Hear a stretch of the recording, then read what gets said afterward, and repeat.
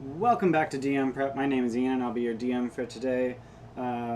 Today we are prepping Episode 7 of the Gilded Troll plays Odyssey of the Dragonlords, entitled Necropolis at Telamok. So when last we left off, the players were exploring the Necropolis. They made it into the Tomb of Xander, and I am finding right now that it is very difficult to switch gears from Curse of Strahd in a matter of minutes. Also, I got myself a drink.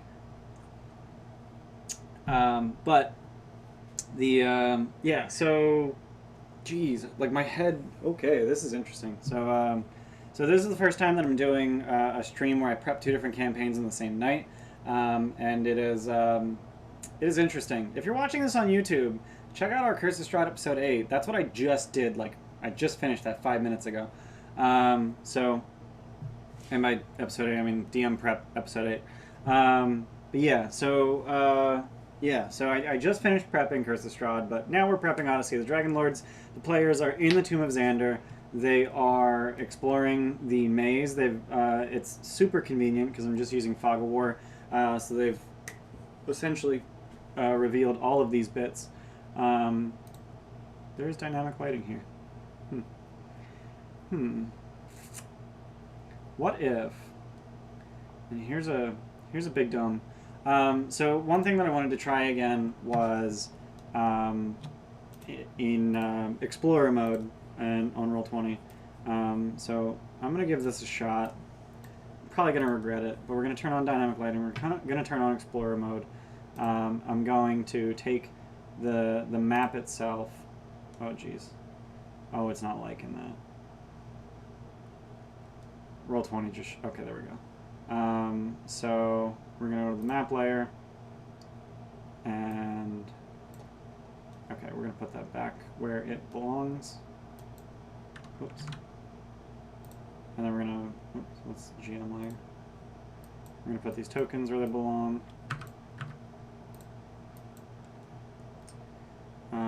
That's basically it. Alright, so token layer. Grab these big dum-dums. Well, let's...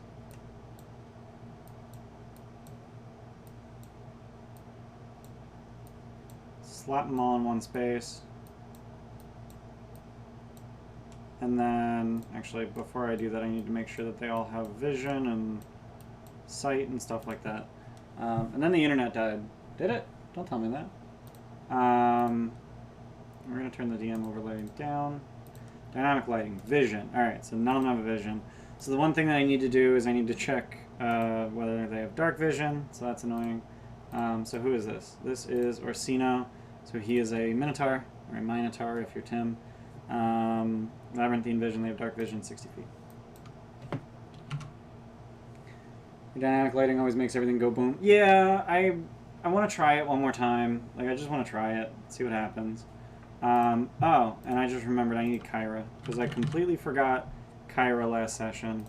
So we're going to slap Kyra in here, because she was with them the whole time and I forgot about them. Yeah, Andy, you're allowed here. I'm trying to make sure that I finish Curse of Strahd like by 7 so that I can start Odyssey. If I recall correctly, Warforged do not have dark vision.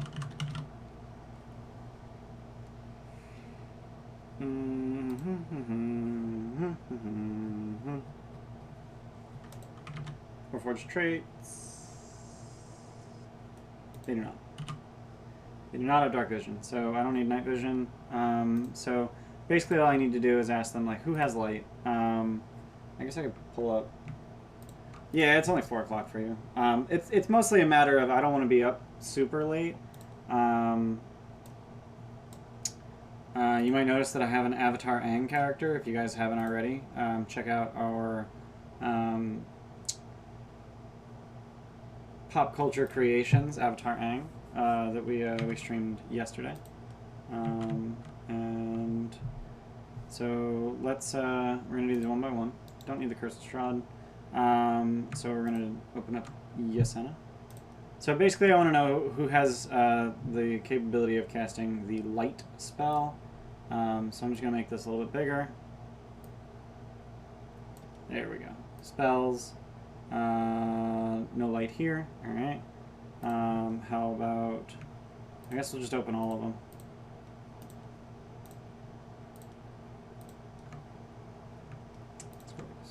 You don't need 2 Remiers. Series finale of Last Call. It was the series finale of Last Call. We were not... We weren't really enjoying it as much as we used to. But news for the Curse of Strahd players, because you're just getting here. We have a brand new microphone for. Okay, Orsino can cast light. We have a brand new microphone for Last Call. For DM prep. So I have a new mic. So I'm not using the webcam microphone anymore. So hopefully the sound quality is better. I know that people on the other prep said who he did. He did who? Who he? The microphone? Heh. So if I recall correctly, Alaris was in the back. So what? No, just okay. Bright light, 20 feet, and dim light. So we're gonna just assume that Orsino is casting light on the back of the group because Orsino is in the front. But we're gonna keep going through and see who has dark vision. So do centaurs have dark vision? They do not. But he does need to have vision. And incidentally, did I give you Senna vision? Yes, I did. Do satyrs have dark vision? I believe they do. Satyrs don't have dark vision. Do Medusae have dark vision? I don't think so. They do.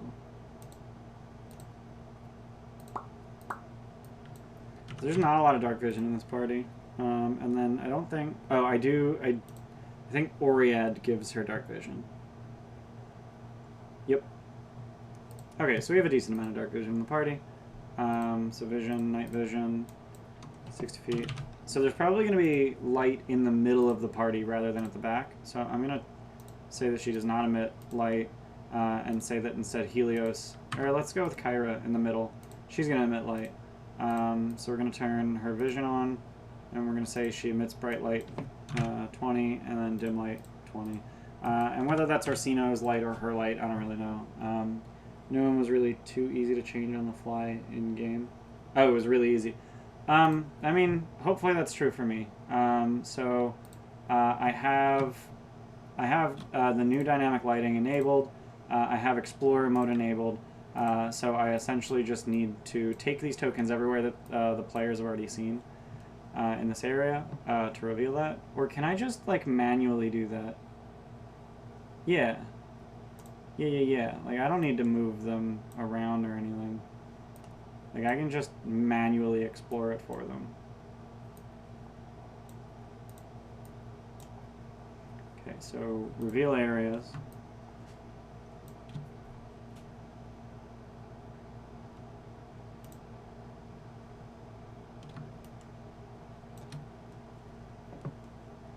And then let's see if that worked. Wait. Did I convert in the menu? What does that mean?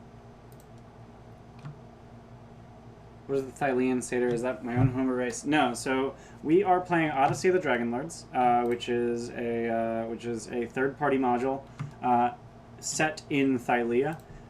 So Thylean refers to all the races from Thylia, and then this module has a bunch of races. So we've got Thylean Siren, Thylean Satyr, Thylean Medusa, Thylean Nymph. So we're running this whole thing. Andy, what do you mean convert? Like I have dynamic lighting on. How much is the module? I paid, I want to say like $80 for it, but that included a deluxe map pack, a DM screen, a player's guide, the book itself, the digital version, all of that stuff. I think if you just wanted the book, you could get it for like $40. and you can get it on Amazon. Yeah, like $40 for the book on Amazon, or you go to modiphiusgames.com, and they sell it there too. But yeah, I kickstarted this back in, I want to say, September. We're just getting around to playing it. Andy, I don't know what you mean by convert in the menu. Like, dynamic lighting is enabled, but I have dynamic lighting explorer mode on. When the game isn't launched, you have a pretty much menu. Oh, I see. Let me check that out.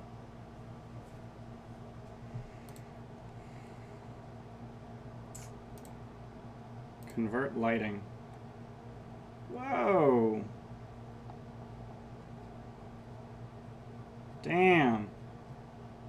Let's hit convert. Let's just... Why not? Converting selected pages, please wait. Could take several minutes. Okay. Oh, cool. Done. Neat. Okay. I mean, maybe that'll do it. So yeah, I want to reveal areas. But it's not even selecting this tool. Like, do you see that? Like, it's staying on the... There we go. There we go. So maybe this is working.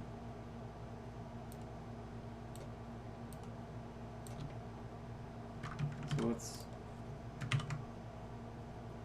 No.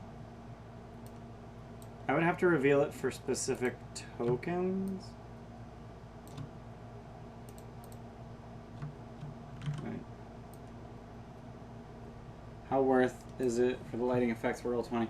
So I thought the dynamic lighting would be really neat on Roll20. I'm not so sure about that anymore. So I don't know what this reveal areas is supposed to be doing, but it doesn't seem to be doing anything. Like, am I doing something wrong? I don't know. It's a work in progress. It's hit and miss. Yeah, well... Alright, so what I'm going to do is I am going to... Hang on.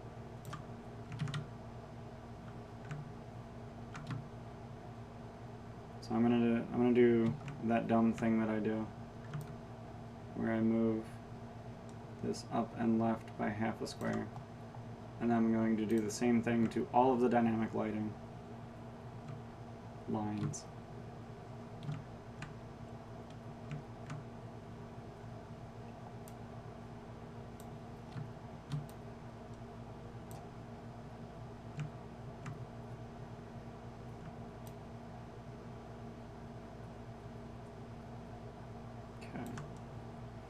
So now, played in a campaign where they had dynamic lighting, but it crashed the fuck out of the campaign.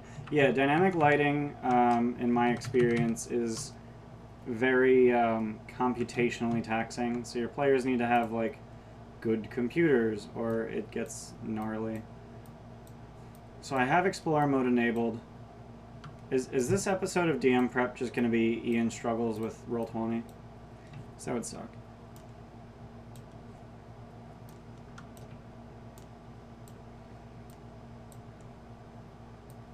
So in theory, now that I've moved them, no, why can't... So the question is, why can't I see stuff? I have Explorer mode enabled. Isn't that every episode? Man, I don't have Explorer mode enabled for some reason. Okay. That's cool. I didn't want it. Anyway. So it... Is that actually what he can see? Like, he can see the whole dungeon?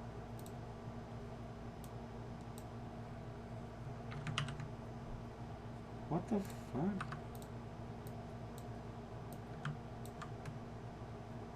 I don't understand what's going on here. Oh, you don't have any vision, that's why. Or you don't have any light, rather. Orsino's got dark vision, so okay, so you can see those things. But, like, I'm seeing what he sees, and apparently he can see, like, the entire maze. That seems problematic. Hang on. Let's log in as my stream player and see what he can see. Have I heard of Arcadum? Weird third-party like battle map you download. Oh, I think you're talking about Foundry. I've heard of Foundry. Some of my Odyssey players, in fact, have been trying to get me to switch to Foundry. I would love to, because Roll20 is a pain in the ass, but there is an Odyssey of the Dragonlords module for Roll20. There is not an Odyssey of the Dragonlords module for Foundry. Should be a way to reset Explorer mode. Like, is that the problem, that they can see everything? I did see that, yeah, reset permanent darkness.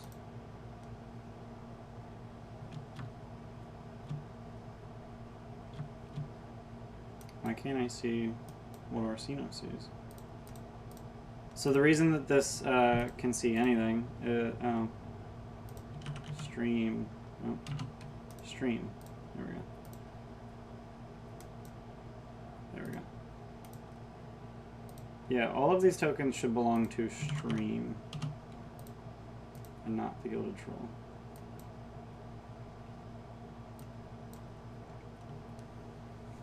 Also, do you see how slow this is moving?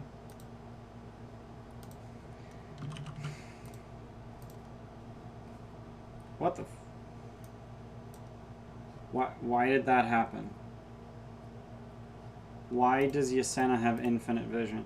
Alright, so I think what I've just learned is screw dynamic lighting, because it doesn't work. So we're just going to turn that back off. We're going to turn on Fog of War. And we're just going to do this the way we were doing it. Sorry. You have a love-hate relationship with dynamic lighting. I just have a hate-hate relationship. Real talk. It doesn't want to work ever. It never behaves well. It occasionally behaves alright. So I'm just gonna stick to Fog of War. So I've got Fog of War. Ooh, permanent darkness, explorable darkness. I don't think those are supposed to be there. Yeah, so like this is what the stream sees over here. You know, they've never been to this corner, so they can't see around it. They've never been to this corner, so they can't see around it. All that nonsense. So, like that's that. So we're just gonna prep the rest of the Necropolis. You actually like the old dynamic lighting. The new one seems quite buggy still. I thought the old one was really buggy too, personally. I didn't think that worked particularly well. And I think my map could do with moving up a little. Select. That works. Yeah, so not the greatest use of 20 minutes. Anyway, so what do we have left for the Necropolis? So we still have Graxis's, or no, they went through Graxis's lair. What is Area 19? So let's actually get into the Necropolis. X19. Skeletal Minotaurs. It's just a bunch of Minotaurs. That's the only thing in the room. Shelves line the walls littered with cobwebs and human skulls. The floor is covered by a thick blanket of dust. Large yellowed bones are scattered around 3 heavy bronze axes in the center of the room.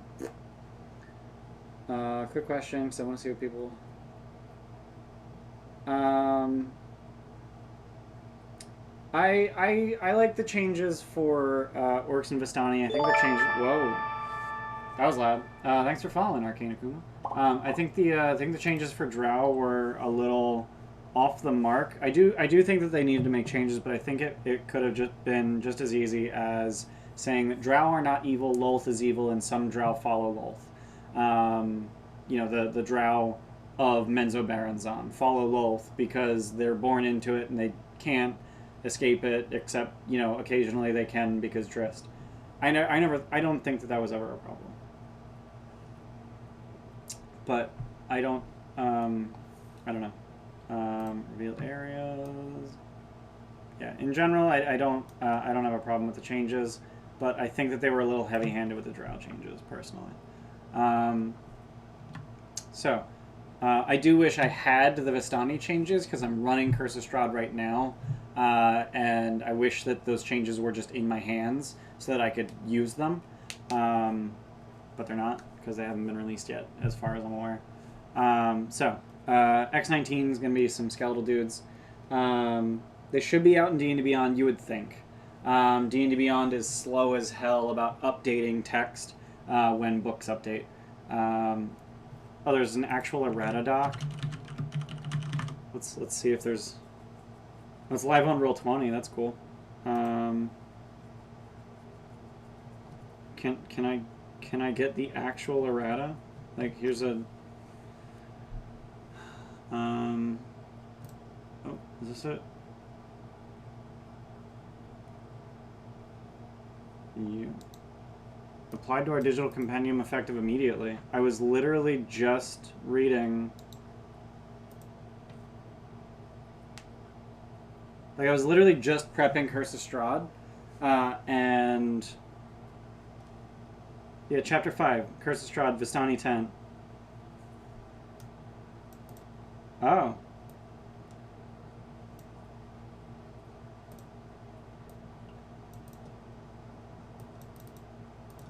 See, so I was just prepping Curse of Strahd, and N9C definitely still had mentions of drunk Vistani. So I thought that, like, that was something that they wanted to remove. Sorry, Curse of Strahd. It's just Vistani. They're drunk. It's fine. Whoops.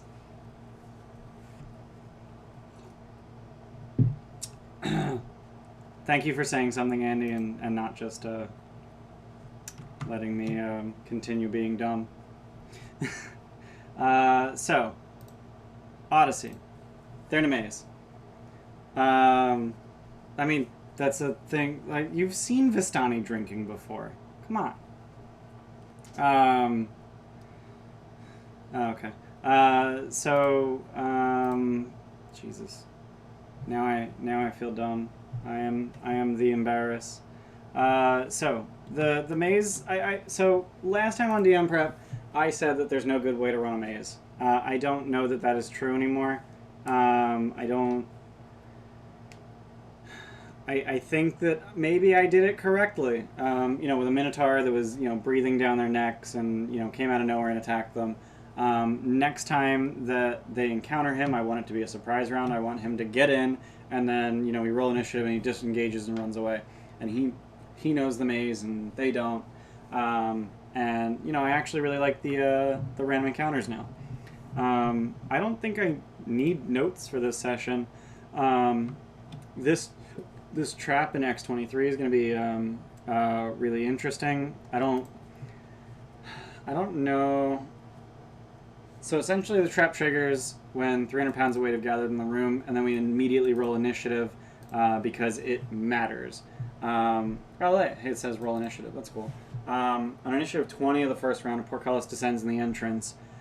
I don't think it makes any sense to roll initiative until the portcullis falls. So I think that should be, like, literally initiative 30. Like, it doesn't even make sense for them to roll initiative until the portcullis falls. So anyone in the doorway can choose to jump in or out. Otherwise, well, no, yeah, okay. So yeah, okay, I guess. So it makes sense. You know, the essentially what it would be is the portcullis starts to fall. You hear a clunk, and, you know, there's holes in the ceiling that you suddenly notice. And anyone who's in one of these two squares can choose to go in or out. But the thing is, I won't be revealing the room. So when I reveal this, what I'll do is I will just reveal this, essentially. Because it's real dumb. I think... Odyssey the Dragon. Someone made a map thing. The Trap. Xander. Trapped room in Xander's tomb.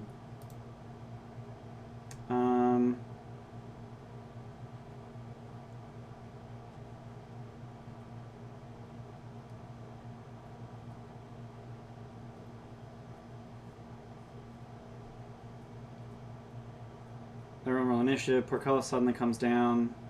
Sound of metal and metal grinding, clicking sound from the south wall. In a split second, multiple spikes from the false wall pierce the room. Clicking noise is becoming louder and slower, like a clock reaching its end. Yeah, depending on the reaction if the party got out or not. With one final resonating click from the wall, it starts to make its way toward the far side with blistering speed.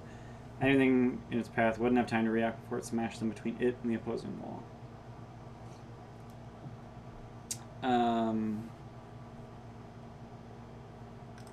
I know I saw someone made a map.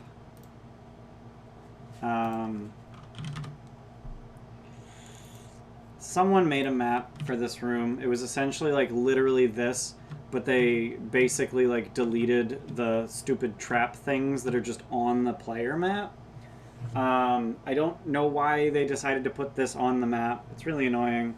I think what I'll do is just conveniently forget to reveal the area.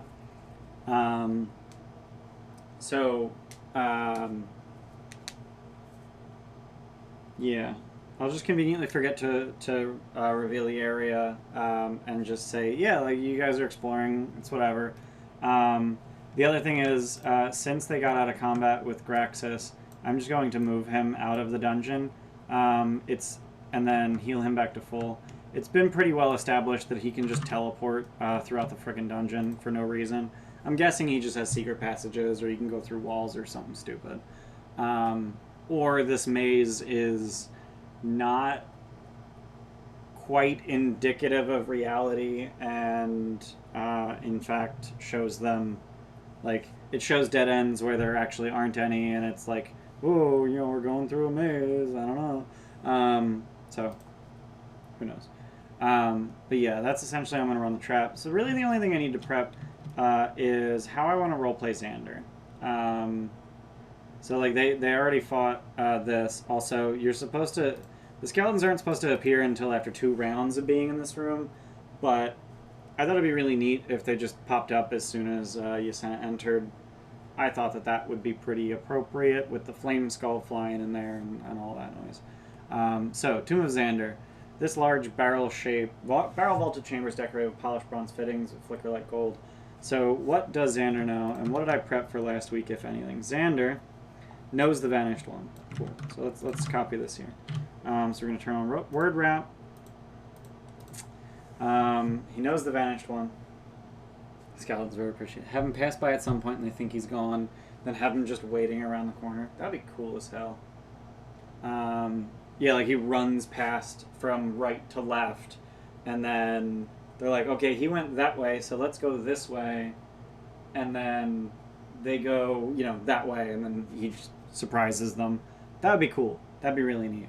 You know, I could even do that, like, just have him, like, when they get to this corner, have him run past. I kind of want it to be a corner where they can see a little bit further. There really aren't many of those, if at all. No, there really aren't any of those, actually. Like, there aren't any corners where, like, they get to the corner and then suddenly they can see an intersection off in the distance.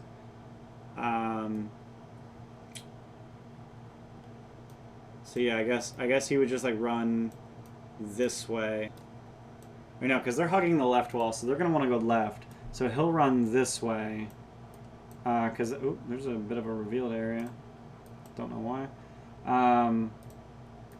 So he'll run this way, and then, you know, they'll hear him huffing off into the distance, and then he'll essentially just make his way back around here. And then as soon as they turn the corner, he just surprises them and charges and goof, do a big gore attack. With a charge, so it's extra 2d8 damage on top of his 2d8, and then strength save, push, and then, oh my god, bonus action to attack twice with Great Axe. Holy shit. So what he would do is, you know, so let's say, let's grab Orsino. So let's say like this is the marching order. Orsino comes to here, he charges. How far does he have to move for the charge? 10 feet, wow. So he moves forward, he charges, and if he manages to push Orsino, then he gets pushed back, and then he just swings at Yasena twice, and then like that's the end of his turn. They can wail on him for a round very poorly, and then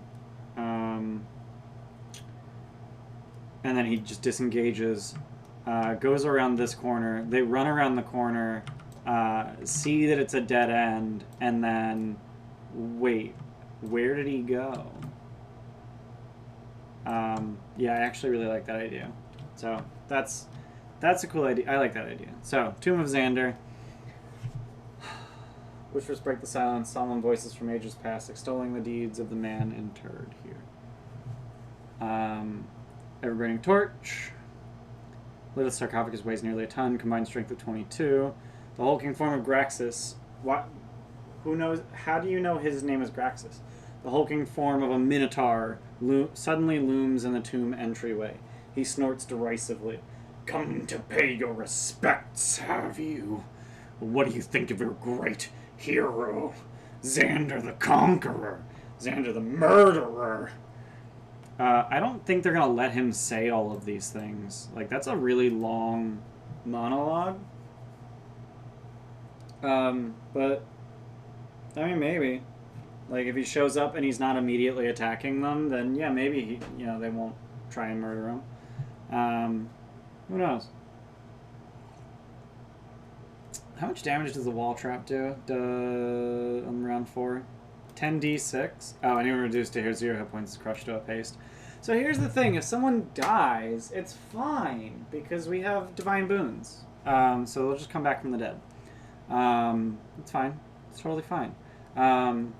So those of you who are on our Discord might know that the Harpy Encounter last session of Odyssey of the Dragonlords seemed a little unfair. It's basically make some whiz saves. If you fail any of them, you start making your way to the edge. And if you fail a whiz save at the edge, then you just die. Turns out it wasn't actually that unfair. And in fact, you would only fall 50 feet and take 5d6 bludgeoning damage. And then you get another whiz save versus the charm. And even if you fail, you're just going to climb back up in order to try to jump again. Yeah, so like it's not instant death if you fail these checks or saves or whatever, but the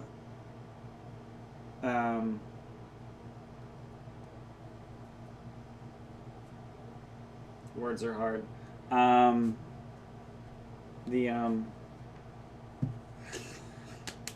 This trap will be unfair. And that's okay. Sometimes traps are unfair. This trap is designed to murder you.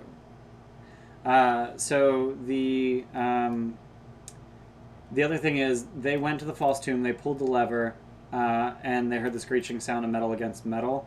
And I think it said somewhere in here that if they pulled the lever... Well, they pulled the lever so the trap will remain inactive for a full hour. Did they short rest? So if they don't rest in here... Does anyone remember if they rested at the end of the last session? Because I don't. Because if they don't rest in here after pulling the lever, then... Yeah. You think they did rest? Okay. Because if they pull that lever again, they get a full hour of it not being active. And then they can just go right through the trap room, no problem. But even if they don't, they'll hear the screeching of metal on metal. Where is that screeching? Ah. Southwall begins to push forward with a screech of metal against metal. Will recognize this noise as the same one they heard. Okay, so like that's like immediate. Cool. Cool. All right.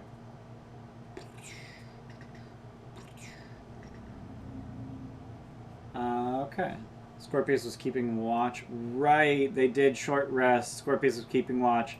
and at one point, Graxis made his way past. Yeah, I remember that now. Yep. So, how do I play Xander? So, after 2 rounds of combat with Graxis, Xander pops out. So, I'll need something on the initiative order. So, the way that I like to do stuff like that, where it's like, oh, make sure you have some stuff on the you know, that happens on like the 3rd round. Every time that I do that, I add what's called a control. So I just add control to the initiative order, and control always has 0 initiative, always loses ties. If someone somehow manages to get a negative initiative, control still goes after them. So control effectively has a -20 initiative. Always goes last. But what I do in Roll20 is that if I need to count rounds, you know, every time it gets to control, I just increment the counter and then go to the next turn. And then when it gets back to control, I increment the counter and we go to the next turn. So when we get to 2 for Xander, for the fight with Graxis and Xander, when we get to 2, then the you know, Xander will pop out of the sarcophagus. He raises his hand towards Graxis, pulls his axe out of his hand, and just sort of hands it to the players. He will not fight unless absolutely forced to by the party. So that's cool. So when Graxis is dead, Xander will stand up, silently remove his breastplate, and lay it on the ground in front of his sarcophagus. When this is done, he will silently return to his sarcophagus and drag the lid back into place. Other than Xander's famed equipment, there is no other treasure in the room. A shield of Vulcan can be looted from Graxis' corpse, and the axe of Xander will obviously be handed to them. So those are the 3 armaments of the Dragon Lord. The axe and shield are badly damaged, and their magical properties aren't working. Blah, blah, blah. But then there is Epic Path of the Vanished One. So what does he know about the Vanished One? Running the adventure, preparing the adventure, running the epic paths. Vanished One. The undead Xander at the Necropolis recognizes the Vanished One. Cool. Gives them a crown of the Dragon Lords. However, their famed armor has been stolen by a man named Gaius. Gaius is the commander of the Order of Sidon. He keeps the Vanished One's fabled armor in his room on the island of Yonder. Gaius keeps Orsino's fabled armor on the island of Yonder.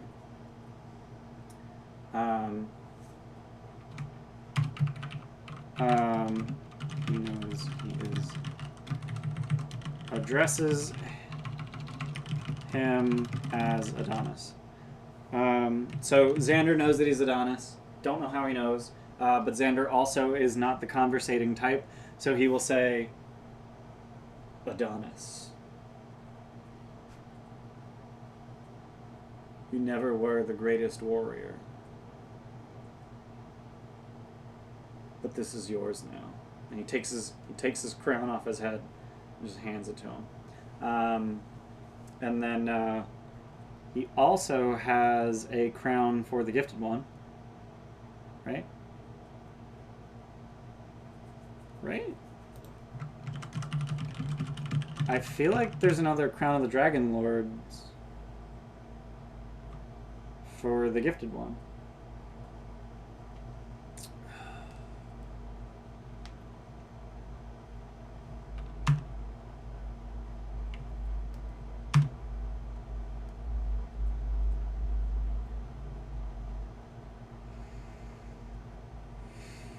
I feel like there's supposed to be a crown for the Gifted One. Am I wrong? Oh, he carries 2 crowns of the Dragon Lords. Crowns of the Dragon Lords, which he awards to the Vanished One and the Gifted One. So he takes off his own crown and gives it to the Vanished One. And he gives... he takes off his own crown and gives it to the Gifted One. And he takes... Okay, so... Okay. So, alright. So I guess I need to plan this out, because I want Xander to just... Like, I don't want there to be conversation. I want him to just talk to them and then go back to sleep, because that's what he does. So I am going to, like, write this out, essentially. I'm just going to write the flavor text. So...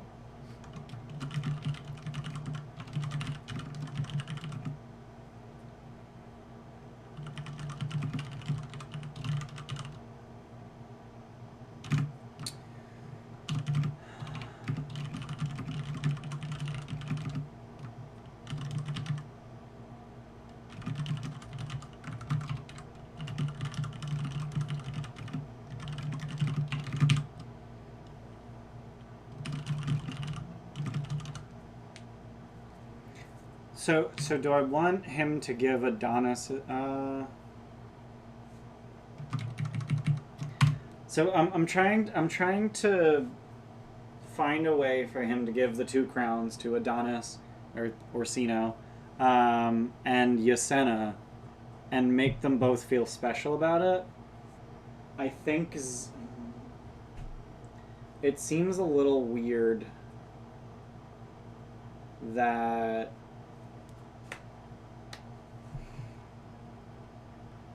like, how did Gaius get Adonis's armor? 2 halves of a whole? Ooh, that's a good idea. Holy shit. That's a good idea. Jay Miller, I'm going to give you DM inspiration for that. You the man. Magically breaks into, like, the dragon masks. That is... Yeah. Okay. 2 halves of the same whole. Yeah, like, I was just, like, imagining, like, he takes off his crown and gives it to you. And then he reaches down in his sarcophagus and he grabs another crown and gives it to you. And it's just like, that feels bad. But taking off his crown and, like, snapping it in half, and then somehow there's still 2 entire crowns, that's cool as hell. I really like that. And then, like, both of them can be, like, asymmetrical. Is there a description of him wearing a crown? No. There isn't even a description of Xander laying in the tomb. So I'm gonna read aloud for when Xander's sarcophagus is open. The corpse inside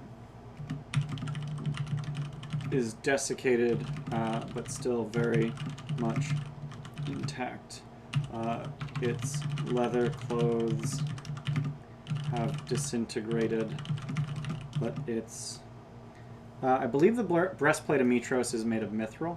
I could be wrong. Let's find out. +1 to AC and a +1 bonus to charisma while wearing this armor.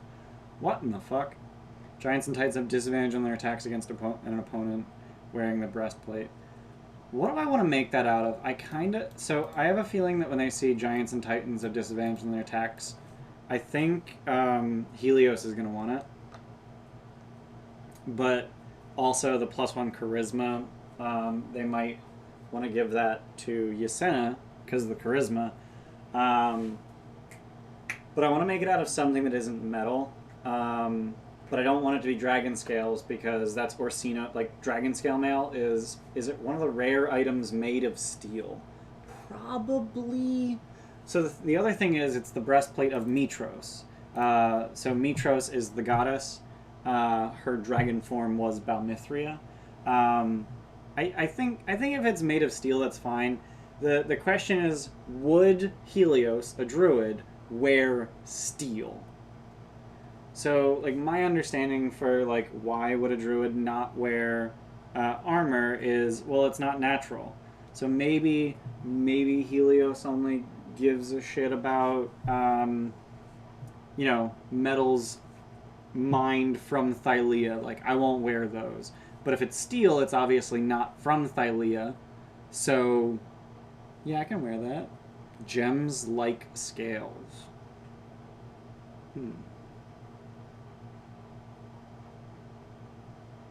I don't know if there's any... Well, I mean, it's magic, so it doesn't really matter. But I don't think there's any gemstones that I feel comfortable saying, like, oh, yeah, this is hard as steel. Or, so,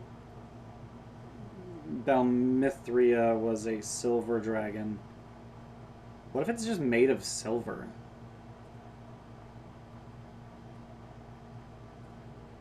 I don't know. Like...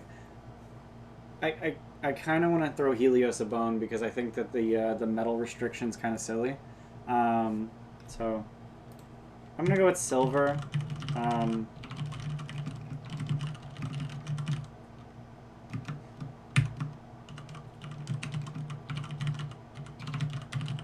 So, but its silver breastplate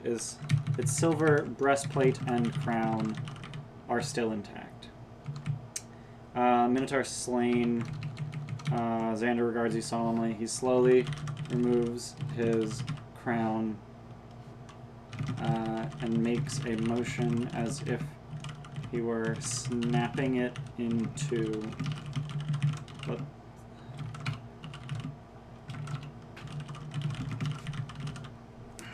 But in, like, just... And I can even do that, like, on camera, just... but instead of breaking, the crown splits into two asymmetrical... I don't think there's two S's. There's two M's. Crown splits into two asymmetrical halves. He looks at Orsino and Yasenna.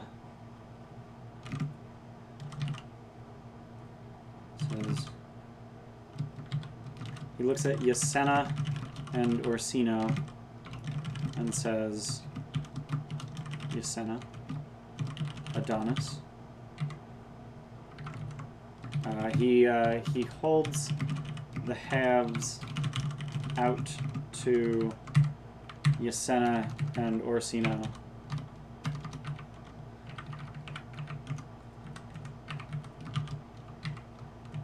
Oh, what the hell. That's annoying. Like, I want the whole thing to be indented. Oh well.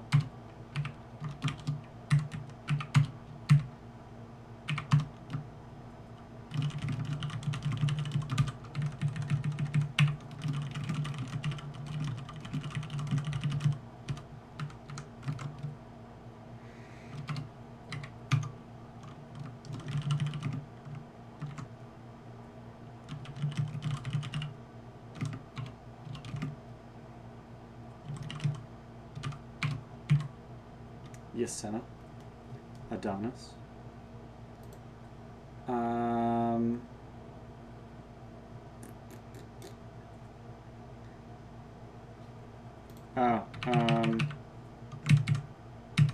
He slowly removes.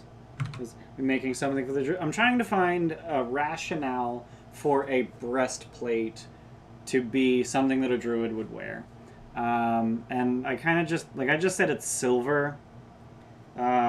I don't know. I don't know if I like that, but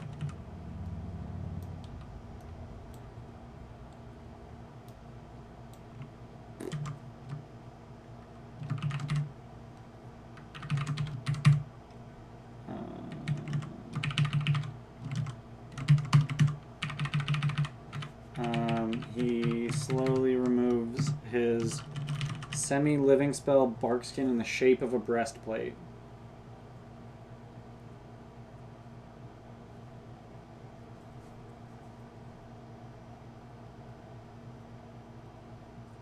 What if it's just made of magic? Like it's like living mage armor or something. It's just like a breastplate made of shimmering blue force.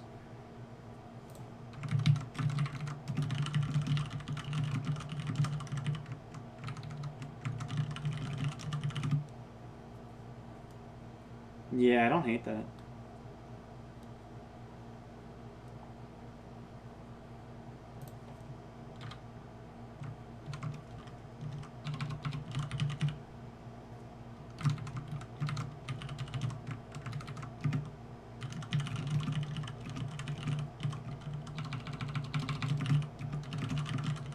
Yeah, who says armor needs to be made of things? It can just be made of fucking magic. He slowly pulls his breastplate over his head, sets it on the floor, takes off his crown, and makes a motion as if he were snapping it in two, but instead of breaking, the crown splits into two asymmetrical halves. He holds the halves out to Yasenna and Orsino. When the players take their crowns, Xander nods slowly, says, Yasenna, Adonis.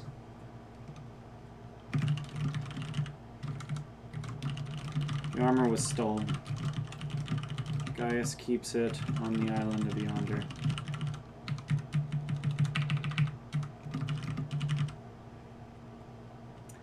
He then silently steps into the sarcophagus, lays down, and pulls it shut.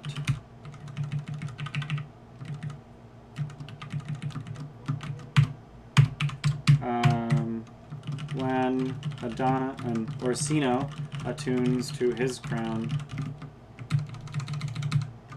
he is reminded of his identity as Adonis Nordagon.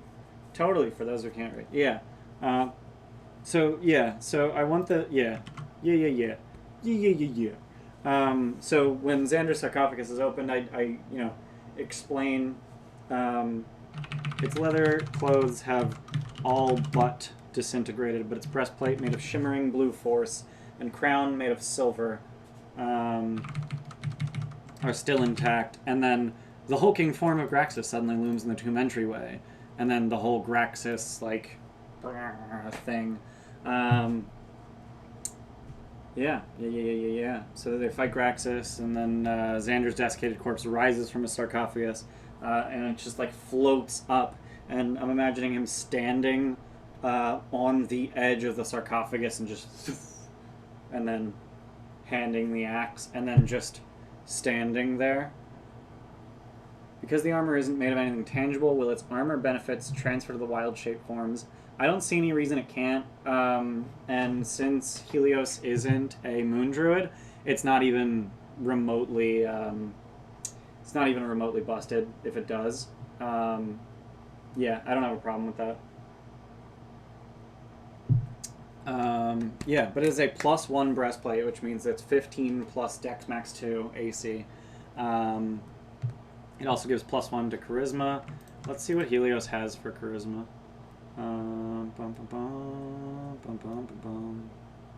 Helios. Has Helios even used Wild Shape? I don't think he has. 8 Charisma.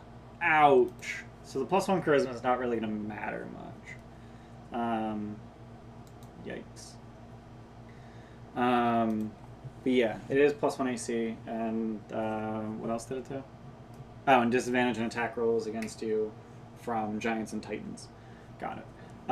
So yeah, so that's Xander, and then when Orsino attunes to his crown, he's reminded of his identity as Adonis Nordagon, and we kind of already know what the implications of that are. But I do need to, I need to figure out what all that means for him, but I don't think that that's something that I want to do on stream. AC would differ based on the animal form taken anyway. Yeah, so the breastplate would essentially replace their natural armor. So if it's, so let's say she turns into a brown bear, it would be 15 plus Dex Max 2. It's got 0 Dex, so she would have 15 AC from the magical breastplate. But I think I'm basically done prepping for the Necropolis at this point. So I am going to call it here. Shorter than normal, but that's why I'm combining these two streams. So hopefully you guys enjoyed this. And if you guys want to see the session that comes out of this prep, we play Odyssey of the Dragonborns on Saturday at 4 p.m., as well as Curse of Strahd on Sunday at 1 p.m. And that's actually our whole schedule right now. We are working on some new content that's coming, so stay tuned for that. If you want to check out our announcements, you can join our Twitter, you can check out our Instagram, which I still need to put in our social because we just made it today. You can join our Discord. That's probably the best place to get announcements. And I'll see you guys next time. Hopefully you guys enjoyed this, and hopefully you enjoyed the better sound quality. So thanks for being here. Bye.